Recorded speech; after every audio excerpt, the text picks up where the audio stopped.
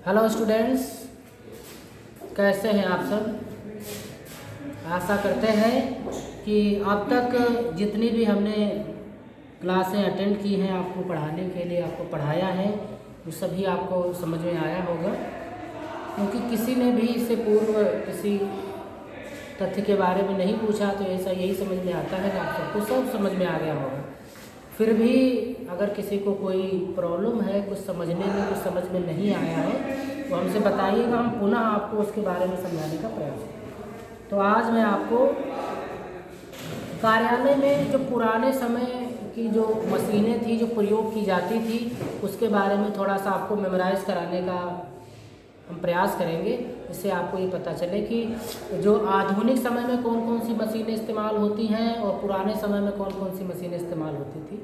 ऐसा नहीं है कि पुराने समय की कुछ मशीनें ऐसी हैं जो पूरे तरीके से जो ख़त्म हो गई हों, जिनका इस्तेमाल अब ना किया जाता हो।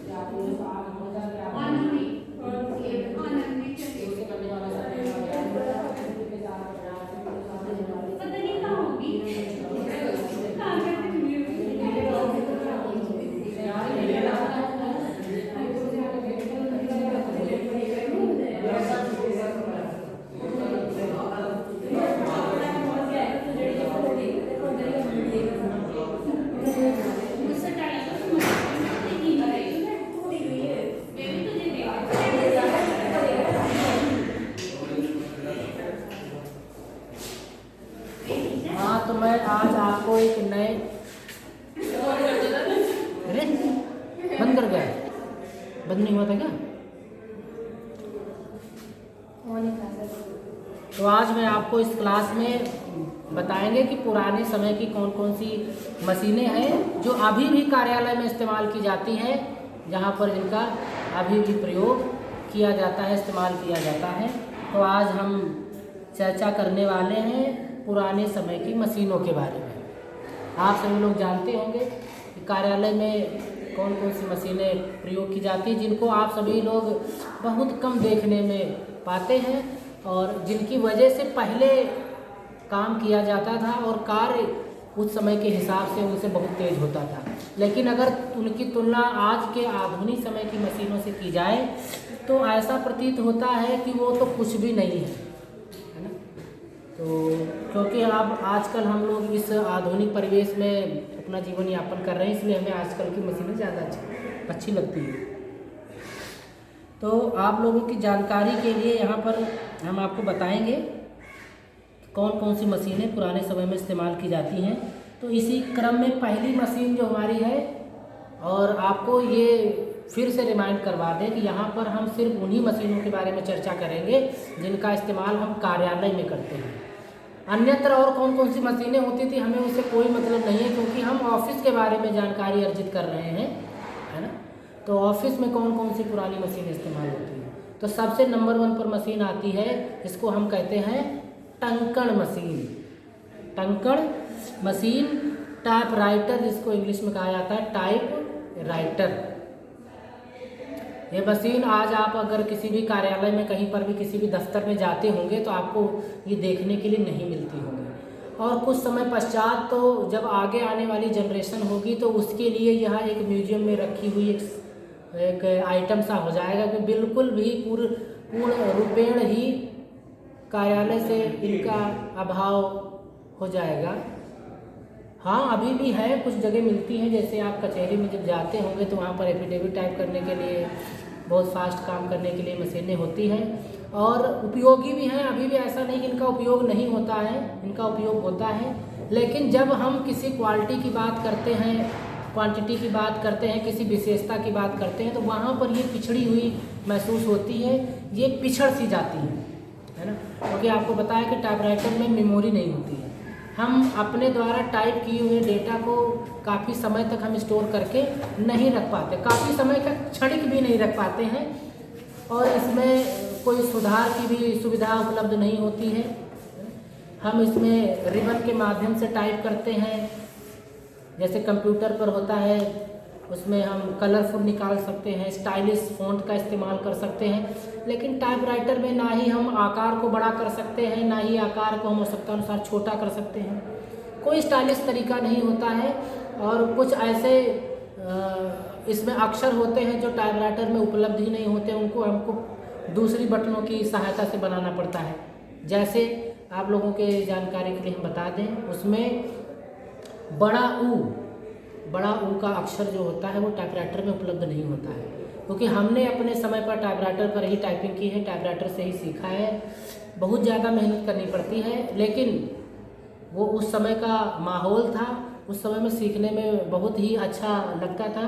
क्योंकि जैसे आप लोगों को पर्याप्त मात्रा में कंप्यूटर उपलब्ध हो जाते हैं, हम जाते थे, एक समय था कोचिंग उसकी टाइपिंग की करने के लिए, तो वहाँ पर लाइन लगती थी, तो अपना टाइम से 10 मिनट पहले पहुँचते थे। ऐसा ना हो कि हमको वो वाली मशीन ना मिले जिस पर हम रोज़ करते हैं, क्योंकि हैबिट हो जाती है मशीन को करने में। और कुछ ऐसी मशीन्स होती हैं अपने आप को अच्छी लगने लग जाती हैं, हम उस पर बैठेंगे तो थोड़ा सा वो हमको चलाने में आसानी रहती है। तो पहले पहुँचते थे, जैसे उसका टर्न खत्म होता था तुरंत बैठ जाते थे उस पर, है ना। तो टीचर कहते थे जल्दी आ गए, बस आ गया, वो रास्ते में चल दिया था, ट्रैफिक वाफिक मिला नहीं, जल्दी पहुँच गए। तो पहले का क्रेज आप देखो तो सबको कंप्यूटर मिलते हैं, सभी लोग पर्याप्त मात्रा में टाइप करते हैं। तो टाइपराइटर की कंप्यूटर से किसी भी तरह तुलना नहीं की जा सकती है, क्योंकि कंप्यूटर आधुनिक समय की मशीन है। लेकिन जब टाइपराइटर हम कार्यालय में इस्तेमाल करते थे तो कार्यालय में सिर्फ एक ही मशीन होती थी। कार्यालय ही आप समझ लो कि टंकण मशीन से जाना जाता था, क्योंकि जब कोई अगर बगल से निकलता था तो क्लर्क हो या लिपिक या फिर उसका स्टेनो हो, खटखट खटखट खटखट की आवाज़ आती रहती थी, तो ये दूर से पता चल जाता था कि हाँ कोई क्लर्क है, कोई स्टेनो है जो अपना काम पूरा कर रहा है, क्योंकि आवाज़ आती है। इसमें मैंने आपको बताया था कि ये इसमें बेलर लगा रहता है जो कि बहुत ही सख्त परत का होता है, बहुत ही सॉलिड होता है ये, और उस पर जब आप लोहे की छड़ों से प्रहार करते हैं तो आवाज़ आती है। अभी आप किसी ठोस पर अगर कोई चीज़ प्रहार करें तो बहुत आवाज़ आती है ना। तो अब वो बेलन टाइट अगर ना हो तो वो छपेगा नहीं, तो जब बराबर उस पर एक रिदम सा बन जाता है, जैसे आप लोग कंप्यूटर पर टाइप करते हो ना, तो एक रिदम उतना नहीं आता, क्योंकि बटनें आवाज़ नहीं करती हैं।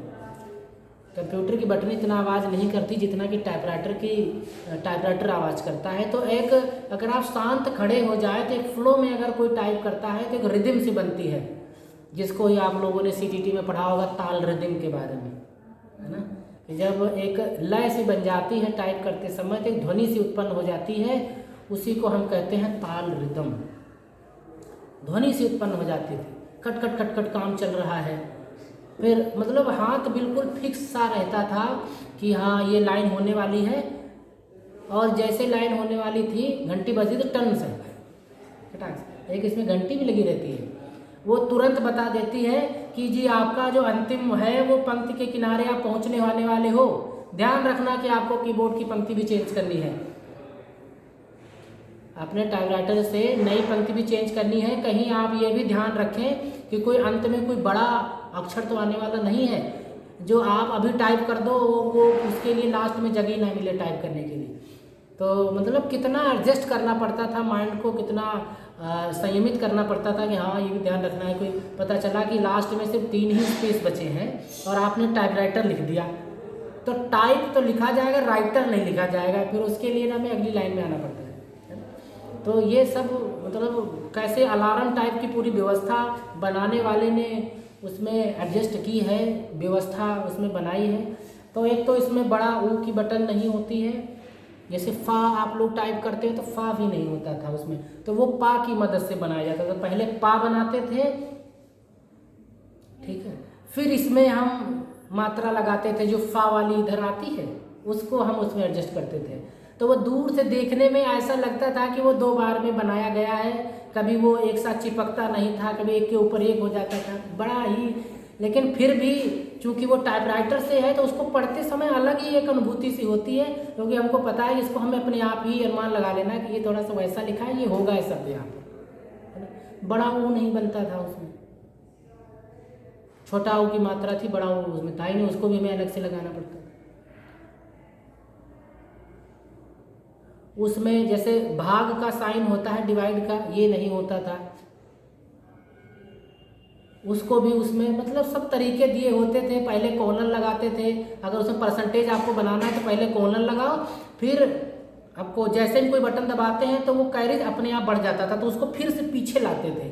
उसमें एक बैक स्पेस की होती थी, तो वो क्या करती थी, कैरेज को वापस लाती है। तो बैक स्पेस की जैसे आप उसमें दबाते हैं तो वो पुनः वही कॉलन वाले, जहाँ कॉलन यानी 2 बिंदी वाली होती है ना, फिर उनके बीच में फिर हम बैक स्लैश लगाते थे ऐसे, तब वो परसेंटेज का साइन बनता था।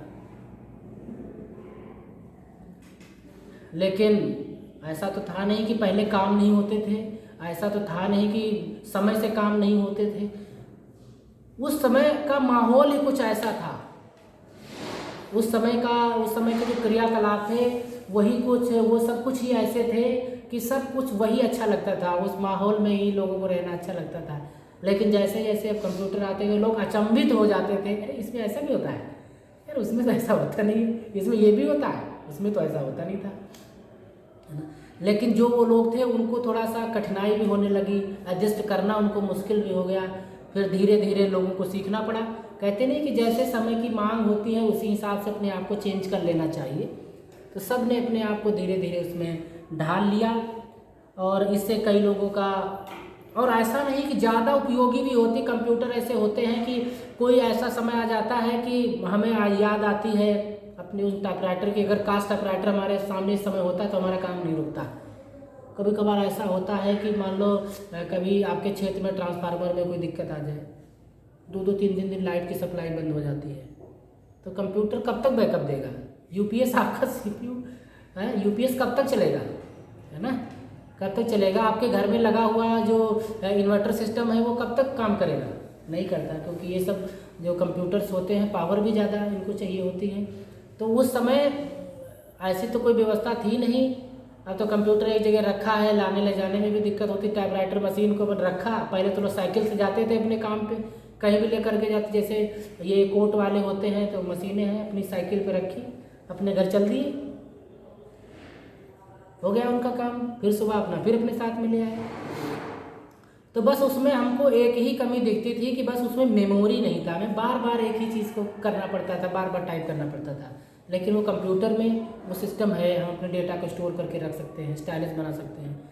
लेकिन एक खूबी उसमें थी जो इसमें नहीं है, वो उसमें ये थी कि वो बिजली से नहीं चलता था। बिजली हो या ना हो, धूप हो या छाँव हो, शाम हो, सुबह हो, कोई मतलब नहीं है, बस आप बैठो और बस तुरंत आउटपुट लो। और आप ये देखें कि वो खर्चा भी कोई इतना ज़्यादा नहीं आता है, सस्ती भी बहुत पड़ती है। कंप्यूटर तो फिर भी हमारे लिए बहुत महंगे हैं, सबकी पहुंच से भी परे हैं कंप्यूटर, लेकिन टाइपराइटर कोई अगर चाहे तो 3-4 हज़ार में भी उसको उपलब्ध हो जाता है, और वो हमेशा चलता है, लोहे का होता है, कोई ख़राब होने वाला भी नहीं होता है। रिपेयरिंग आप उनकी 3-3, 4-4, 6-6 महीने पे बीच बीच में उनकी करते रहें। रिबन भी उनके बहुत सस्ते आते हैं, एक बार रिबन वो हो गया कलर, घुमा करके उधर से लगा दो, जब हमारे रिबन ख़त्म हो जाते थे, बहुत हल्के हल्के आने लग जाते थे, तो उनको फिर चेंज कर देते। उसमें ऐसे 2 चरखियाँ लगी रहती थी, एक रिबन का आधा पार्ट इसमें गोल गोल लगा दिया जाता था और आधा इस तरफ, और उसमें रिबन को मूवमेंट देने के लिए, डायरेक्शन देने के लिए की होती थी, उसको घुमा देते थे। तो एक तरफ अगर घुमा दिया तो लेफ्ट टू राइट चल रहा है, एक तरफ से जा रहा है, दूसरे में कलेक्ट हो रहा है। और जब इधर से उधर हो गया तो अब वो इधर से की घुमा दी, अब वो इधर से इस वाले में कलेक्ट हो रहा है, घूम रहा है और लिखते चले जाते हैं। मतलब बड़ा ही रुचिकर था अगर आज के समय से देखा जाए। और उसमें टाइप करना इतना टफ नहीं था, लेकिन मेहनत तो काम में लगती है, किसी चीज़ को सीखते हैं तो हाथ को थोड़ा सा सेट करना, लेकिन जब सेट हो जाता था ना तो बहुत अच्छा लगता है। मैंने कहा एक रिदम सी आती थी। कभी कभार ऐसा जल्दी जल्दी करते थे, बगल वाला बैठा देखते कौन जल्दी पहले करता है, तो जल्दी में उसमें क्या होता था कि छड़ें होती हैं, छड़ों पे ही लेटर छपे रहते हैं, तो अगर आपने जल्दी कर दिया तो वो 2-3 एक में फंस जाती थी ऐसे। भाई अगर एक साथ बटने आप प्रेस कर दोगे तो 2-3 एक में फंस गई। अब ध्यान नहीं दिया किए जा रहे हैं, 2-3 3-4 हो गई, पता चला वहाँ टाइप ही नहीं हो रहा है, सब गुच्छा सा इसमें बन जाता था। फिर एक एक उसमें से निकालते थे एक एक उनको निकाला जाता था। लेकिन कंप्यूटर में तो ऐसा नहीं है ना। कितनी सावधानी से जो टाइपराइटर पर टाइप करने वाला व्यक्ति होगा उसके मस्तिष्क में ये हो जाता है कि डिलीट नहीं होता। आप लोग क्या करते हो, कहता हूँ कि टाइप करते समय ध्यान रखें, बैक स्पेस का इस्तेमाल ना करें, लेकिन नहीं मौका देखेंगे सर नहीं, अगर गलत हो गया तो चुपचाप डिलीट कर देंगे गलत।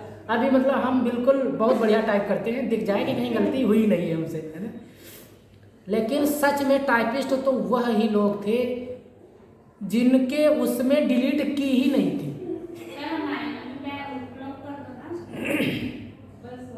तो मैं कहता हूं कि अब वो फैसिलिटी आपको दी गई है तो आप वो उस समय उसका इस्तेमाल करें जब आप कोई मैटर टाइप कर रहे हो, आप कहीं कुछ कर रहे हैं, आप अपनी एक्यूरेसी को ही नाप रहे हैं, लेकिन फिर भी अपनी गलतियों को ही छिपा रहे हैं। आप गलतियों को तो सामने आने दो, गलती जब सामने आपके आएगी तभी तो आपको पता चलेगा कितनी गलती है कि आपने तुरंत उसको मिटा दिया।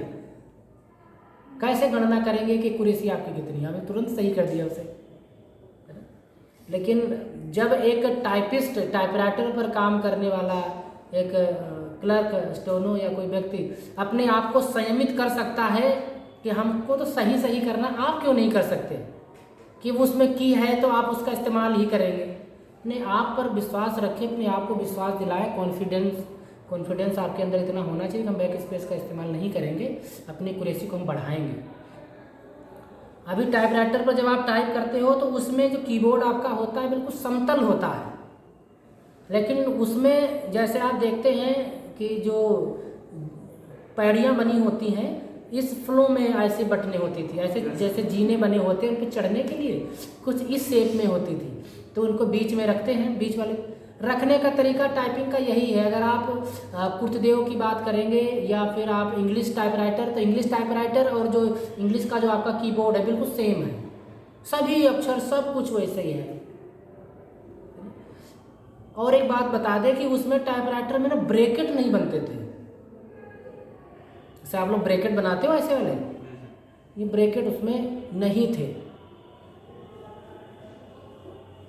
जो हिंदी वाला हमारा टाइपराइटर था उसमें ब्रैकेट नहीं बनते थे, उसमें अलग सा एक ऐसा फूल टाइप का लंबा लंबा सा होता था, उसको हमें लगाना पड़ता था, उसके बीच में वो हमको बंद करने पड़ते थे, तो ब्रैकेट ही नहीं थे।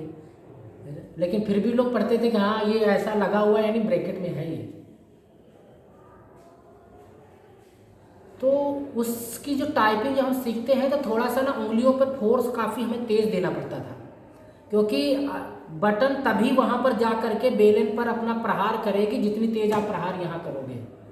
अगर आप स्लो कर दोगे तो वो रास्ते में जा करके वहीं खड़ी हो जाएगी, बटन वो जो क्षण है वो वहीं रुक जाएगी, आगे जाएगी नहीं। अगर वहाँ तक गई भी तो उसका प्रहार इतना स्लो होगा कि वो वहाँ छपती बहुत कम है, बहुत लाइट छप जाता है। तो उसकी जो टाइपिंग होती थी ना वो आपकी उंगलियों की फोर्स पर डिपेंड करती है। तो जितनी तेज़ हम यहाँ से करते खटाक से जा करके, और वह जैसे गई और तुरंत वापस आ जाती थी। मतलब कमांड देखो कि वह गई, वापस गई, तुरंत अगली बटन, क्या सिस्टम उसने बनाया है।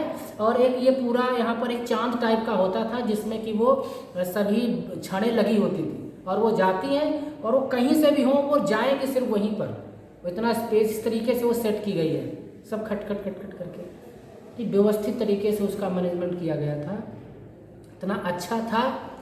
तो जो व्यक्ति टाइपराइटर पर अपनी टाइपिंग सीख लेता है उसका क्या होता है कि उसको हर उंगली से प्रहार करने का अभ्यास हो जाता है, क्योंकि उसको ये उंगली है, आप लोग यहाँ बहुत वैसे करते हो फिर भी बटन गलत सलत दब जाती है।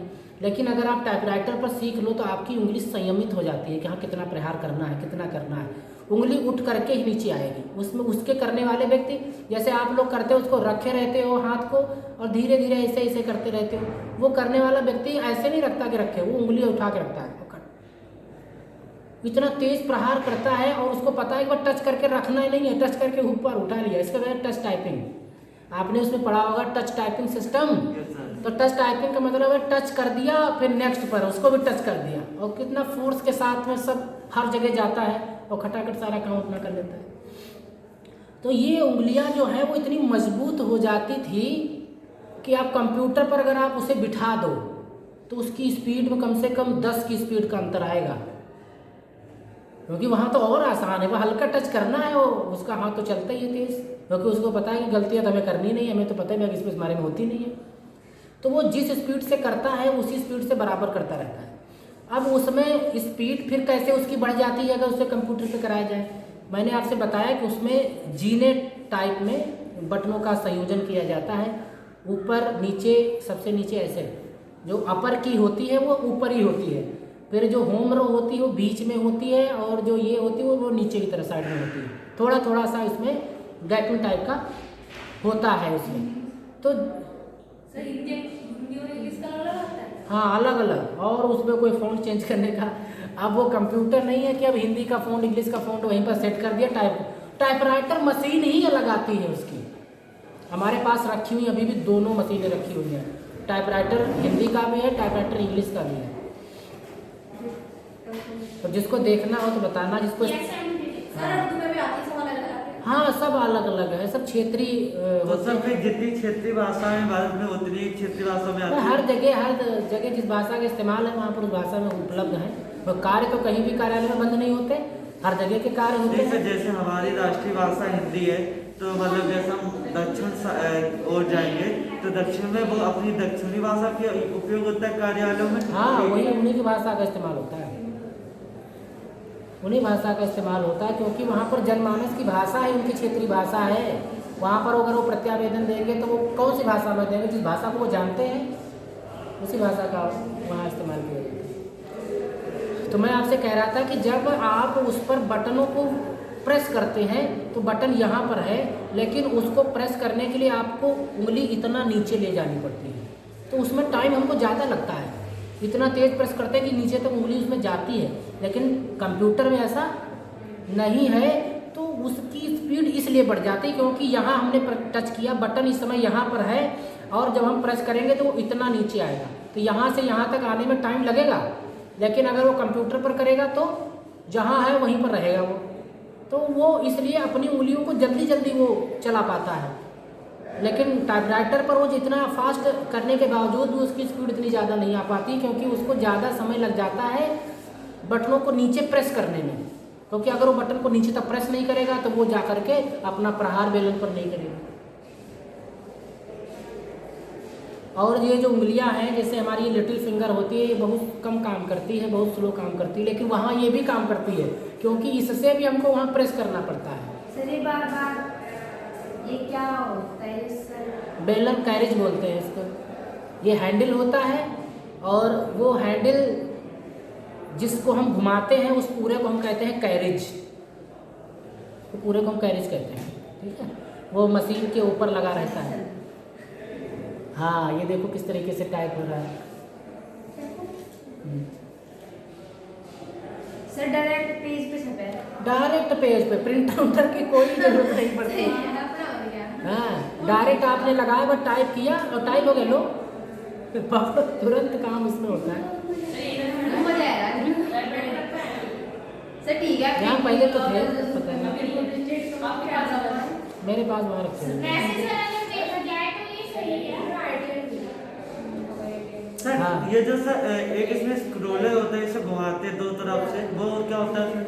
वो बेलन होता है। बेलन को क्या करते हैं, जब हम पेपर लगाते हैं उसके अंदर, तो पेपर पीछे से एक एरिया होता है, गैप होता है, और उसमें बेलन के अंदर पेपर तभी जाएगा जब आप इसमें एक रिलीज लीवर नाम का एक पुर्जा होता है, उसको आपको थोड़ा सा ऐसे अपनी तरफ खींचना पड़ता है। अब जब हम खींच लेते हैं तो बेलन के बीच में एक गैप सा बन जाता है ना। फिर उसी के बीच में हम पेपर ऐसे इंसर्ट कराते हैं। इंसर्ट कराने के पश्चात में जो बेलन रिलीज लीवर था उसको फिर से ऐसे दबा देते हैं, मतलब वो पेपर को अब चिपका देगा, फोर्स कर देगा बेलन की साइड में। फिर बेलन को ऐसे रोल करते हैं तो वो पेपर उधर से घूम करके हमारे सामने ऐसे फ्रंट पे आ जाता है। तो वो बेलन को घुमाने के लिए दोनों साइड में लगे रहते हैं। बहुत इंटरेस्टिंग है, आप लोग सीखें। हमारी जो पुरानी वस्तुएं हैं कार्यालय की जो सब हैं उन सब के बारे में आपको जानकारी होनी चाहिए, और आप लोग उस पर अभ्यास करेंगे तो मुझे लगता है कि और अच्छे से कर पाएंगे, है ना। देखो आप समझो, हमें सब चीज़ों के बारे में पता होना चाहिए, है ना। आपको मान लो कभी ज़रूरत पड़ जाए तो कहीं ऐसा ना हो कि हमें ये नहीं पता, हमें वो नहीं पता। सब चीज़ों में अपना योगदान देना चाहिए, सब चीज़ों को सीखना तो चाहिए। जैसे टाइपराइटर में हिंदी में कुछ वर्ड्स होते थे, इंग्लिश में सारे वर्ड्स होते हैं। इंग्लिश में क्या है कि कीबोर्ड छोटा होता है, इंग्लिश में तो सारे होते हैं। इंग्लिश में कौन से नहीं होते हैं? कीबोर्ड में सारे अल्फ़ाबेट्स हैं, लेकिन उसमें हिंदी में सारे अल्फ़ाबेट्स नहीं होते, उनको हमें दूसरी कीज़ की मदद से बनाने पड़ते हैं। तो आपने देखा टंकण मशीन के बारे में, तो इसका जो बनाने का जो श्रेय है वो महाशय हैं जिन्होंने 1874 ईस्वी में इसका निर्माण किया था। उनका नाम था हेनरी मिल। हेनरी मिल ने इसको बनाया था 1874 ईस्वी में। उसके पश्चात में लगभग 15 वर्षों तक इसमें बहुत ज़्यादा सुधार किए गए, और सुधार करने वाले व्यक्ति का नाम था सोल्स ने 15 वर्ष बाद एक और टाइपराइटर का इस्तेमाल ला करके रूप हमारे सामने प्रस्तुत किया था। लेकिन सबसे पहला जो टाइपराइटर का जो निर्माण था वो हेनरी मिल ने किया था 1874 ईस्वी में। तो आप जानते हैं कि टाइपराइटर एक ऐसा यंत्र है जिसके द्वारा हम तत्काल में प्रतिलिपियां टाइप करके निकाल सकते हैं। कोई मैटर अगर हमें तैयार करना है, कोई पत्र हमको भेजना है, तो हम इसमें इस पर पेपर लगा करके डायरेक्ट उसकी एक कॉपी एक पत्र के रूप में हम टाइप कर सकते हैं। तो एक ये प्रतिलिपियां लेने हैं तो एक बनाया गया यंत्र था जिसकी सहायता से प्रतियां स्वच्छ तथा शीघ्र हमसे बन जाती हैं। जैसे स्वच्छता का मतलब ये है, शीघ्र से अभिप्राय ये है, इसे हम हाथ से लिखते हैं तो लिखते समय सबकी राइटिंग अलग हो सकती है, किसी की सुंदर होती है, किसी की अलग होती है। लेकिन टाइपराइटर में जो अक्षर बने होते हैं उनका शेप साइज सब एक जैसा होता है, तो एक समान हम इसमें टाइप करते हुए चले जाते हैं, तो देखने में थोड़ा सा सही लगता है। आप जैसे हाथ से लिखते हैं तो एक लाइन आपने लिखी, दूसरी लाइन लिखेंगे, तीसरी लाइन आपने लिख दी, तो कभी कभी ऐसा हो जाता है कि हाथ के एडजस्ट ना होने की वजह से कि उन 3 लाइनों के मध्य में 2 पंक्तियां बन गई। 3 लाइनें अगर आप लिखेंगे तो 2 पंक्तियां होंगी कि नहीं, बीच में 2 पंक्तियां बन जाएंगी, है ना। तो उन पंक्तियों में कभी भी बराबर स्पेस नहीं हो सकता है लाइनों के बीच में, है ना। एक लाइन के बीच में आपने कम दूरी या तीसरी लाइन में फिर और ज़्यादा दूरी होगी तो एक दूरी कम ज़्यादा हो जाती है। लेकिन टाइपराइटर में ऐसी सेटिंग होती है कि वो बराबर स्पेस में, जैसे आप लोग यहाँ पर टाइप करते हो, हमने आपको की बताई थी शिफ्ट के साथ में लाइन स्पेसिंग जो हम लगाते हैं, कंट्रोल 1, कंट्रोल 2, कंट्रोल 5।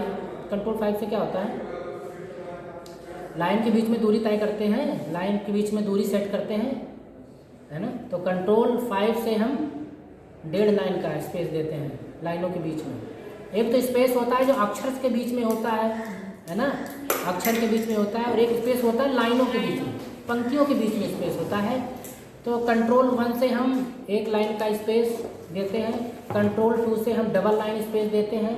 आपने सीटीटी में पढ़ा होगा अंतरक, पंक्ति अंतरक। पंक्ति अंतरक क्या होता है, तो पंक्ति अंतरक होता है लाइन स्पेसर, कि लाइन स्पेसर, एक पंक्ति अंतरक, 2 पंक्ति अंतरक, बहुपंक्ति अंतरक आपने पढ़ी है। कंट्रोल 1 से क्या होता है? कंट्रोल 1 से 1 लाइन का स्पेस दिया जाता है, कंट्रोल 2 से 2 लाइन का स्पेस दिया जाता है, कंट्रोल 5 से 1.5 लाइन का अंतर लाइनों के बीच में दिया जाता है। ये सुविधा हम टाइपराइटर में बिल्कुल उपलब्ध थी, जिससे कि बराबर स्पेस लाइनों के बीच में होता था। तो ये हाथ की अपेक्षा काफ़ी स्पष्ट और साफ सुथरा हम टाइपराइटर से टाइप कर सकते थे। सर टाइपराइटर में स्पेस बार भी होता है? स्पेस बार भी, हाँ, सबसे बड़ी बटन नीचे जैसे आपके इसमें लगी रहती है ऐसे इसमें भी होती है, कितनी बड़ी इसमें भी होती है आपके, जस्ट बिल्कुल वही, पूरा शेड्यूल वही है। क्योंकि हम कंप्यूटर पर तो जरूर आ गए हैं लेकिन रूप वही है, टाइपराइटर का ही है, बनाया सेम वैसे गया है, सेम कीबोर्ड है, सब कुछ ऐसा, ठीक है, सब कुछ ऐसे ही है। जैसे आप इसमें टाइप की होती है, इसमें टाइप की भी है। सारी व्यवस्था उसमें दी गई है। तो आजकल हम आधुनिक युग अथवा कंप्यूटर युग में भी टंकड़ मशीन का अपना एक विशेष महत्व साबित हुआ है, क्योंकि जब हम ध्यान देते हैं कि टाइपराइटर जो है वो एक ऐसा यंत्र है जो बिना विद्युत के चलता है, हम जब चाहें तब उसको चला सकते हैं। लेकिन कंप्यूटर ऐसा है तो जो सिर्फ विद्युत के सहयोग से चलता है, ऐसे नहीं चलता है। तो वहाँ पर हम महसूस करते हैं कि हाँ, प्रत्येक कार्यालय में टाइपराइटर भी होना चाहिए कि आवश्यकता पड़ने पर हम उसका भी उपयोग कर सकते हैं। क्योंकि जब आधुनिक समय की हम बात करते हैं तो आधुनिक समय मतलब धीरे धीरे जब विज्ञान का युग आता है, साइंस डेवलप होती है, तो मशीनों का उपयोग किया जाता है, नई नई मशीनें बनाई जाती हैं। तो उससे जो पुरानी मशीनें हैं उनका जो प्रभाव है वो काफ़ी सीमित हो जाता है। लेकिन ऐसा नहीं होता है कि उनका जो प्रभाव है वो पूरी तरीके से खत्म हो जाता है। प्रभाव खत्म नहीं होता, प्रभाव रहता है, लेकिन वो सीमित हो जाता है, क्योंकि नई मशीनें उनका रूप ले लेती है। जैसे कि टाइपराइटर का जो रूप है, तो आधुनिक समय के जो कंप्यूटर हैं उन्होंने उनका स्थान ग्रहण कर लिया है। तो जो टंकड़ मशीनें हैं ये कई भाषाओं में अपने क्षेत्रीय भाषाओं के हिसाब से उपलब्ध हैं, जैसे अंग्रेजी, हिंदी, उर्दू, जिस क्षेत्र में जिस भाषा का बाहुल्य है। तो सबका टाइप करने का तरीका वही है, सब अक्षर होते हैं वो बटनों पर अंकित करने पड़ते हैं, छप जाते हैं, और उसके बाद में जो टाइपिस्ट होते हैं वो उनका अभ्यास करते हैं और किसी भाषा में उसको टाइप कर सकते हैं। तो कई भाषाओं में उपलब्ध है। तो टंकड़ मशीन द्वारा पत्र एवं अन्य लेखन कार्य को शीघ्रता तथा सुंदरता से टंकित किया जा सकता है। अब आप कहोगे सर जी वहाँ पर शीघ्रता और शुद्धता के और सुंदरता के साथ में कैसे अंकित किया जा सकता है? अब आपको थोड़ा सा एक्सेप्ट करने में कठिनाई होगी, क्योंकि आपने टाइपराइटर नहीं देखा। लेकिन अगर हमसे पूछा जाए तो हमने टाइपराइटर को देखा है, हमने इस्तेमाल किया है, हमने उसके साथ को जिया है, हमने उसको महसूस किया है। लेकिन आप लोग इसलिए नहीं कहोगे क्योंकि आप कंपैरिजन करवाते हैं आज के कंप्यूटर से टाइप किए हुए मैटर को टाइपराइटर से। लेकिन पहले तो कोई ऐसी व्यवस्था थी ही नहीं, पहले तो सिर्फ और सिर्फ हमारे पास टाइपराइटर था। तो वो उस समय आप देखें जब काफ़ी समय पिछड़ा हुआ था, साइंस प्रगति इतनी ज़्यादा नहीं थी, तब की दुनिया के लिए तो वही उत्तम था, वही सर्वश्रेष्ठ था, वही सुंदर था। उससे सुंदर की तो कोई कल्पना ही नहीं की जा सकती थी, है ना। तो उस समय के हिसाब से देखा जाए तो वो काफ़ी ज़्यादा सुंदर था, काफ़ी ज़्यादा अट्रैक्टिव था। उससे जो भी पत्र टाइप किया, जैसे हम इस समय मार्जिन देते हैं अपने उसमें जा करके पेज सेटअप में मार्जिन सेट कर देते हैं, पहले भी ऐसा सिस्टम था। अब तो आप कह सकते हो कि इन्होंने उसका एक रूप बदल दिया है, लेकिन नकल वही है। अगर वो रूप नहीं होता तो ये मुझे नहीं लगता कि कंप्यूटर में ऐसा कुछ हो पाता। अब एक पेज सेटअप का ऑप्शन दे दिया है, यहाँ जाइए, वहाँ क्लिक करो, लेफ्ट राइट टॉप बॉटम। पहले भी मार्जिन यही थे, सारे margin top bottom left right margin थे। ऊपर एक मार्जिन सेटर होता था, मार्जिन सेट करने के लिए मार्जिन स्टॉप 2 बटनें होती थी, कैरिज के ऊपर लगी रहती थी। पेज है यहाँ सेट कर लिया, कितना आपको छोड़ना है उतना हम उस पेज के ऊपर ले जा करके अंदर की तरफ कर देते थे। उतने अंदर कैरिज बस वहीं से चालू होगा और वहीं जा करके लास्ट में रुक जाएगा, उसके आगे नहीं बढ़ेगा। पूरी व्यवस्था के साथ में पहले भी टाइप होता था। आपको लगता है कि जैसे एक आधा अक्षर लास्ट में रह गया, अब कहते हैं इसको यही टाइप करें, नेक्स्ट लाइन में कहाँ लेके जाएंगे। तो आप वहाँ पर रिलीज कर सकते थे स्पेस को, कि आप उसको जो मार्जिन है, मार्जिन रिलीज लीवर एक होता था उसमें, इसका नाम था मार्जिन रिलीज लीवर। उस बटन को आप दबाओ तो मार्जिन ब्रेक हो जाता था, कि मतलब अब आप आगे भी टाइप कर सकते हो। और आप 1-2 जो आपको अक्षर रह गए आप उनको वहाँ टाइप कर लो, फिर नेक्स्ट हम दूसरी लाइन में आ जाते थे। कैसी व्यवस्था वहाँ बनाई थी कि हम मार्जिन लगा सकते हैं, मार्जिन जब चाहें वहाँ पर आवश्यकता अनुसार अपने हटा भी सकते हैं। तो वहाँ एक बार आप क्लिक करके मार्जिन हट गया, लेकिन जब नेक्स्ट लाइन में आ जाओगे तो फिर जा करके वहीं पर रुक जाएगा। ये नहीं कि इस बार भी आगे तक चला जाएगा, वो वहीं रुकेगा। तो थी तो पहले भी टेक्नोलॉजी थी, तो पहले भी व्यवस्था अच्छी थी पहले भी। तो वो उस समय के हिसाब से काफ़ी सुंदरता से हम उस पर टाइप कर सकते थे, काफ़ी अच्छी तरीके से हम उस पर टाइप करते थे, जिसके कारण उसको पढ़ने तथा उसके रखरखाव में सरलता होती थी। और कार्बन पेपर की सहायता से भी किसी पत्र की 5 से 6 प्रतियों तक टंकित की जा सकती है। अब क्या है कि आप टाइप तो कर लोगे, लेकिन उसको बाहर निकालने के लिए आपको प्रिंटर चाहिए। पहले ऐसा कुछ नहीं था, तुरंत आउटपुट है, तुरंत आपने साथ साथ समझो कि उसकी फ़ोटो कॉपी हो रही है, बस तुरंत हो गया, लो पकड़ो, हो गया आपका काम।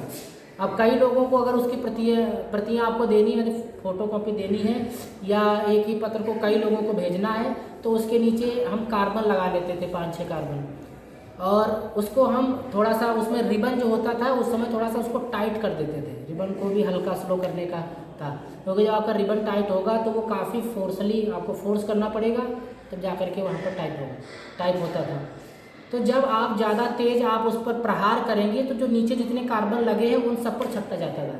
तो एक बार टाइप करो, 5-6 कॉपी यूँ ही तैयार हो जाती थी उसकी। और उस समय जैसे ये पेपर होते हैं, ये आपके ये काफ़ी हैवी पेपर होता है, उस समय उसका पेपर जो होता था वो टाइपिंग पेपर के नाम से अलग ही आता था। चौड़ाई थोड़ी सी इससे नॉर्मल थोड़ी सी कम होती थी, लेकिन लंबाई इससे थोड़ी सी ज़्यादा होती, तो वो काफ़ी पतला होता है। तो उसकी वजह से हम 5-6 तक प्रतियाँ बड़े आसानी से बना सकते थे, अपने रिकॉर्ड में रख लेते थे। ना तो फोटो कॉपी की ज़रूरत है, ना ही प्रिंटर की ज़रूरत है, ना ही लाइट की ज़रूरत है। तो कौन सही, मुझे तो वही सही लगता है ना।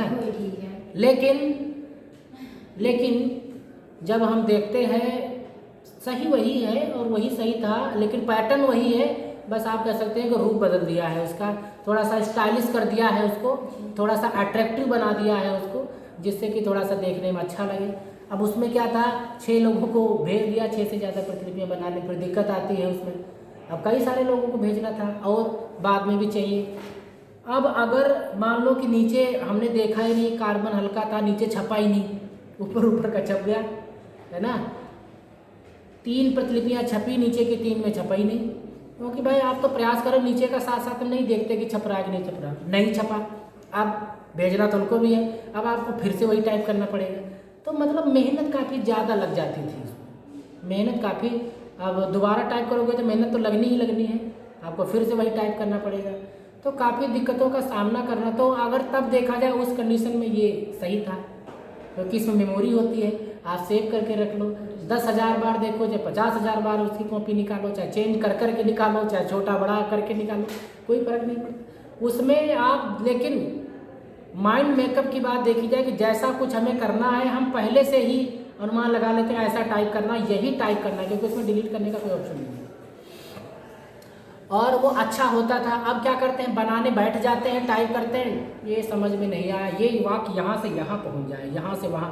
पहले ऐसा नहीं, पहले ही माइंड मेकअप करते थे, ये लिखना है, ये यहाँ से यहाँ तक लिखना है। पहले के मुझे लगता है लोग ज़्यादा समझदार थे। अब तो समझ कर कर के सीखते हैं, कर कर के सीखते हैं। पहले वो सिखाए थे कि उनको पता है कि एक बार ही होता है, इसमें बार बार नहीं होता। कि मेहनत तो थी, तो पहले के लोग कितना मेहनत करते थे, बहुत मेहनत करते थे। अब कुछ नहीं, एक बार कुछ टाइप कर लिया, रखे हैं, और कभी भी जितने 20 साल बाद में ज़रूरत पड़ेगी, अगर आपके पास में है, एक नाम से सेव कर लो, या हर साल ज़रूरत पड़ती है, हर महीने ज़रूरत पड़ती है, तो बस थोड़ा सा चेंजिंग करो, निकाल दो। कितना समय बचता है, तो समय तो खैर बचता है, लेकिन पहले भी काम नहीं रुकता था। फिलहाल मुझे इतना पता है कि पहले भी काम नहीं रुकता था।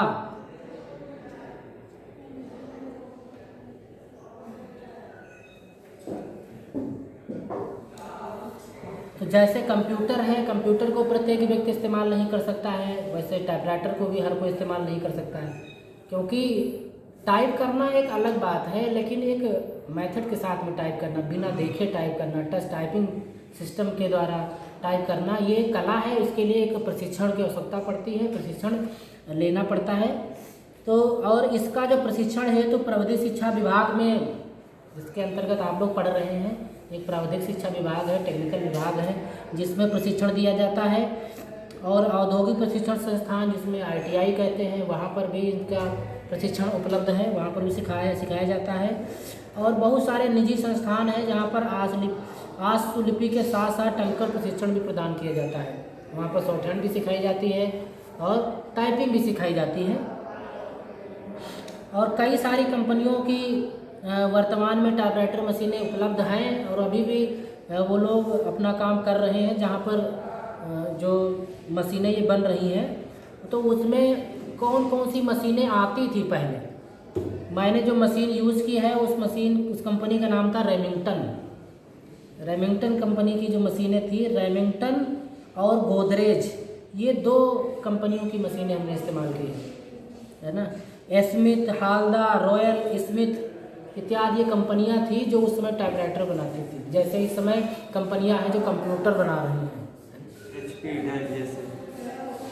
HP, डेल, लेनोवा, ऐसा पूछो नहीं, सैमसंग के भी आते हैं कंप्यूटर, बहुत सारे। वो तो सर लैपटॉप आता है उसके, तो लैपटॉप कंप्यूटर सब बात तो सब वही है, सब उसमें भी स्टोरेज होती है। अब कंप्यूटर से और आगे चले गए, लैपटॉप पे पहुंच गए। तो बहुत सारी चीज़ें थी जो हम टाइपराइटर से पहले कर सकते थे। कंपनियों के नाम आप याद कर लेना।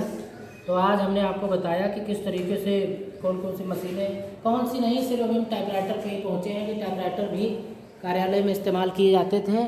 उनके प्रयोग के बारे में हमने आपको बताया। थोड़ा सा इनके गुणों की चर्चा करते हैं, थोड़ा सा और जानिए इनके अंदर कौन कौन से क्वालिटीज़ क्या क्या होती हैं टाइपराइटर में। तो पहला है कि टंकण मशीन द्वारा अशुद्धियाँ हो जाने पर करेक्शन फ्लूइड लगाकर सुविधाजनक तरीके से पुनः टाइप करके उसमें संशोधन किया जा सकता है। जैसे गलती हो गई है तो अब क्या करेक्शन फ्लूइड आता है, जैसे आप लोग देखते हैं व्हाइटनर, उसको हम उस पर लगाते हैं, लगाने पर उसको सुखाते हैं, सुखाने के पश्चात फिर से देखो कैसे एडजस्ट करते हैं कि वो वहीं पर फिर से टाइप हो। कंप्यूटर में तो है बड़ा आसान है कि एक रो, दूसरी रो, तीसरी रो, हम जहाँ जिस रो में जाना चाहें आराम से एक बार कमांड में कंट्रोल जी से जिस रो में जाएँ, जिस सेक्शन में जाएँ, जिस पैराग्राफ में जाएँ जा सकते हैं। लेकिन वहाँ पर बिल्कुल वैसे ही मैच करना, तो ऐसी सुविधा थी कि हम करेक्शन फ्लूइड लगा करके संशोधन कर लेते थे। लेकिन ऐसा नहीं होता था कि उसमें 75 जगह हम संशोधन करें, है ना। जैसे आप लोग क्या करते हो, एक लाइन टाइप करते हो, एक लाइन में 10 जगह गलती करते हो, तो 10 बार हम करेक्शन फ्लूइड लगाएंगे, फिर तो उसमें सब फ्लूइड ही फ्लूइड नजर आएगा, है ना। तो लेकिन पहले अगर लगता था कि कहीं गलती हो गई है, किसी को समझ में नहीं आएगा, तो उसको हम करेक्शन फ्लूइड लगा करके कर देते थे। फिर टंकर मशीन द्वारा कार्बन की सहायता से 5-6 कॉपियाँ तक निकाली जा सकती थी।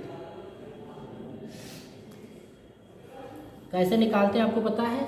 कार्बन लगा करके, सर जो ओरिजिनल होता है उसके नीचे कार्बन, फिर पेपर, फिर कार्बन, फिर पेपर रखते हुए नीचे की तरफ रख करके बराबर करके और उस पर हम लगा देते हैं। सर देखा है पर आज तक चलाया नहीं, बस पहली बार में आप चला नहीं पाओगे। पहली बार कोई काम करते हैं तो नहीं हो पाता है, प्रयास करने से सब काम होता है। प्रयास करोगे तो आप कर लेंगे। लेकिन अगर उस पर आपने प्रयास कर लिया तो कंप्यूटर तो कुछ नहीं है। इस पर स्पीड बहुत अच्छी आती है क्योंकि इस पर हमें प्रहार काफ़ी तेज तेज जल्दी जल्दी करने पड़ते हैं और उतना हमारा समय यहाँ बच जाएगा क्योंकि यहाँ हमको तो बस समतल ही है कीबोर्ड, बस वही इतने ही टच करना हल्के से, स्पीड बढ़ जाती है। नेक्स्ट है कि टंकण मशीन द्वारा स्टेंसिल काटना सरल होता है। स्टेंसिल अभी सर ने आपको बताया होगा, तो पेपर नहीं देखा। चलो एक मैं बताता हूँ। एक ये मोमी टाइप का एक पेपर आता है, मोम, हल्का मोम मिक्स रहता है, बना हुआ पेपर आता है और इसमें मोम आप कह सकते हैं, ये रेशम के धागे, रेशम होता है मिक्स उसमें रहता है, रेशे इसके होते हैं उसमें, उससे बना हुआ है, बहुत ही बारीक टाइप का ही होता है। उस पर हम क्या करते हैं कि टाइपराइटर पहले ज़माने में फोटो स्टेट मशीन थी तो उसकी मदद से हम टाइपराइटर की मदद से स्टेंसिल काटते हैं। स्टेंसिल काटने का मतलब है कि जो भी आप चाहते हो, जिसकी प्रतिलिपियाँ बार बार निकालना चाहते हो, जिसकी कॉपी आपको बहुत सारे लोगों को भेजनी है, काफ़ी ज़्यादा से इन्विटेशन होते हैं, तो पहले उसकी एक स्टेंसिल तैयार की जाती है। फिर उसका, अब टाइपराइटर से पहले स्टेंसिल हम काटते थे कि उसको उस पर लगाया जाता था, रिबन को बंद कर दिया जाता था, रिबन नहीं चलता था उसमें। फिर जो अब ये एक मोमी पेपर यानी मुलायम पेपर होता है, जो भी हम उस पर टाइप करते हैं वो उभर सा जाता है, छप जाता है, कट जाता है ना। अगर आप उसको ऐसे आप देखेंगे तो दिखेगा कि हाँ इसमें कुछ उभरा उभरा सा है, कटा कटा सा, उसमें अंक बिल्कुल छप से जाते हैं अलग से। तो हम इसमें रिबन को बंद कर देते हैं और स्पेस को थोड़ा सा टाइट कर देते हैं जिससे कि वो काफ़ी ज़्यादा प्रहार करे, जल्दी से टाइट प्रहार करे, वो छप जाए। तो जो भी चीज़, जैसे कोई प्रारूप आपको बनाना है और उसकी आपको ज़रूरत बार बार पड़ती है तो आप उसकी स्टेंसिल काट लें, फिर साइक्लोस्टिल मशीन या बहुप्रतिलिपिकरण यंत्र पर आप उसको लगा करके लगाया जाता है। फिर उसमें एक इंक आती है उसको लगाने के लिए, वो इंक उस पर स्टेंसिल पर लगा दी जाती है। तो जो इंक होती है वो स्टेंसिल जो काटा है आपने उनके सांचों में, खानों में भर जाती है, जो अक्षर जो आपने उस पर कट किए हैं। और वही जब आप वो रोलर को जब आप घुमाते हैं तो घुमाने के पश्चात में पेपर लगे रहते हैं, तो वो दूसरा पेपर घूमता है, तो जो स्टेंसिल सेट है आपका उस पर वो एक समय ऐसा आता है कि जो नीचे लगा हुआ पेपर है वो और जो स्टेंसिल लगा वो एक दूसरे के बराबर आ जाते हैं, तो वो दूसरे जैसे वो कलर उसका उस पर चिपकता है तो वो छप जाता है। फिर उसमें एक वो लगा रहता है रिलीज लीवर, वो उसको पेपर को बाहर खींच देता है, तो हम चलाते जाते हैं, पेपर अंदर जाता है, उसमें टच करता है, फिर उसको बाहर खींच लेता है। तो स्टेंसिल काटने का मतलब ये है कि अगर स्टेंसिल पेपर पर अगर आपको कुछ भी टाइप करना है तो आप टाइपराइटर की मदद से टाइप कर सकते हो, जिसकी प्रतिलिपियां आपको बार बार जरूरत पड़ती है। लेकिन स्टेंसिल काटने से ही प्रतिलिपियां बाहर नहीं निकलेंगी, उसके लिए आपके पास में साइक्लोस्टिक मशीन होनी चाहिए जिससे आप छाप सकते हो आप, ठीक है। तो टंकण मशीन का प्रयोग आधुनिक समय में सभी छोटे बड़े कार्यालयों में किया जाता है। नेत्रहीन व्यक्ति भी टच टाइपिंग सिस्टम का प्रयोग कर सकते हैं, क्योंकि इसमें टंकण है, टंकण में कार्य करना कोई इतना कठिन नहीं होता है। एक टच टाइपिंग सिस्टम है, बस आपको उसी तरीके से टाइप करना है। आपको पता है यहाँ पर ये बटने हैं, बड़ी तरीके आसानी से हम उसमें टाइप कर सकते हैं। अगर दोष की बात की जाए तो दोष में बताया गया है कि ये बहुत महंगी होती है। ये कहना आज के समय में उपयोगी नहीं है, क्योंकि कंप्यूटर की तुलना में बहुत सस्ते होते हैं, है ना। तो ये ज़्यादा महंगे फ़िलहाल तो नहीं है, और ये भारी ज़रूर होती हैं, जिसके कारण को लाने ले जाने में भी इतनी ज़्यादा असुविधा नहीं होती जितनी कि आपको लगती है। कंप्यूटर से तो आसान ही है, कंप्यूटर में CPU रखो, फिर अब तो जैसे उसका भी रूप बहुत ज़्यादा छोटा कर दिया, लेकिन जो पहले कंप्यूटर आते थे टीवी के आकार के होते थे, पीछे इतना हेड लगा रहता था, यस सर, CRT वाले। हाँ, तो वो थोड़ा सा मतलब बड़े होते थे, उनकी अपेक्षा ये फिर भी सही थे कि लाने ले जाने में आसानी होती है। कागज़ का अंत आने पर पता नहीं पड़ता, जिसके कारण पंक्ति टेढ़ी मेढ़ी हो जाती है। यह मुद्रक कार्य के लिए काम नहीं लाया जा सकता। मुद्रक मतलब छपाई के कार्य में, क्योंकि ये छपाई के कार्य के लिए नहीं होता। टंकण मशीन द्वारा टाइप करते समय अत्यधिक शोर भी होता है, ये तो स्वाभाविक सी बात है, शोर होता है। इसके संचालन के लिए कुशल प्रशिक्षण प्राप्त करने की आवश्यकता भी होती है। हर कोई इसको चला नहीं सकता है, जैसे कंप्यूटर नहीं चला सकता वैसे इसको भी हर कोई नहीं चला सकता है। इसको चलाने के लिए प्रशिक्षण की आवश्यकता पड़ती है। तो ये तुलना हम आज के समय में कर रहे हैं, लेकिन पहले के समय में ऐसा कुछ नहीं था। उस समय शोर कुछ प्रतीत नहीं होता था, क्योंकि लोग लगता है टाइपराइटर चल रहा है, बहुत अच्छी बात है, टाइपराइटर से यहाँ काम होता है, तो पहचान बन जाती थी। इस कार्यालय में टाइपराइटर से काम होता है। कार्यालय में टाइपराइटर नहीं होते थे, वहाँ हाथ से लिखते थे लेटर, यहाँ टाइपराइटर से काम हो रहा है। अरे टाइपराइटर से काम हो रहा है इस कार्यालय में, मतलब बहुत बड़ी चीज़ होती थी, है ना, क्योंकि प्रशिक्षण की जरूरत पड़ती है। तो आज आपने इस क्लास में ये सीखा कि टाइपराइटर जो कि पुरानी मशीनों के अंतर्गत आता है, किस तरीके से वो कार्य करता है, किस तरीके से उसकी कार्य प्रणाली है, उसके गुण क्या है, उसके दोष क्या है, आपने सीखने का प्रयास किया है। नेक्स्ट आने वाली क्लास में हम आपको बताएंगे कि टाइपराइटर के और कौन कौन से प्रकार होते हैं, कौन कौन से टाइप के टाइपराइटर होते थे जिनको कि कैटेगराइज किया गया है, और अन्य कौन कौन सी पुरानी मशीनें हैं जो कार्यालय में प्रयोग की जाती थी। तो आज इस क्लास को यहीं पर वाइंड अप करते हैं।